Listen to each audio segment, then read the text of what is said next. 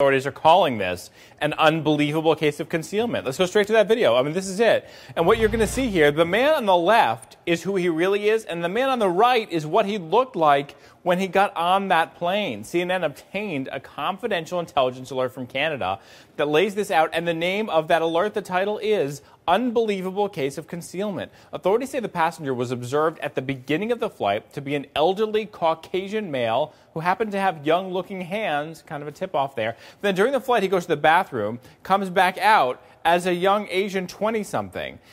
This was an Air Canada flight from Hong Kong to Vancouver. Air Canada corporate security alerted authorities, who then had agents meet the passenger at the gate in Vancouver. He then made a claim for refugee protection, according to this alert from the Canada Border Services Agency, which was obtained by R. Scott Zamost with the CNN Special Investigations Unit. And listen to this. So this passenger then told authorities that he'd only brought one bag with him, but the flight crew came along to the authorities and brought over two other pieces of luggage that were his. They say one of his bags had clothes and personal items, another one had gloves, and the third bag contained, I'm reading you their words here, a disguise consisting of a silicone-type head and neck mask of an elderly Caucasian male, a brown leather cap, glasses, and thin brown cardigan.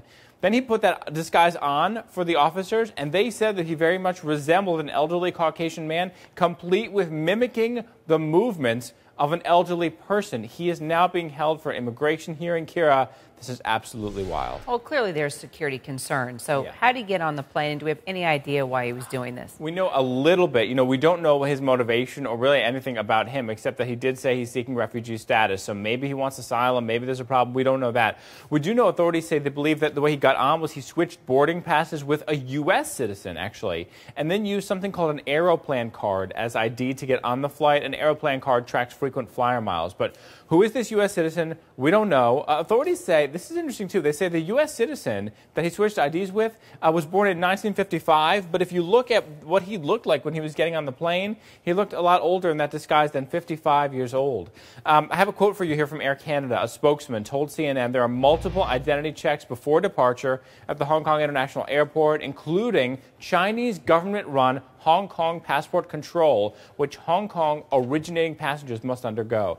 But obviously, a lot of questions, Kira. How did this happen? Who is this man? What's his background? What needs to be done to make sure that people can't get on airplanes disguised as other people? Obviously, that's a tremendous security concern, and we at CNN, we're all over that.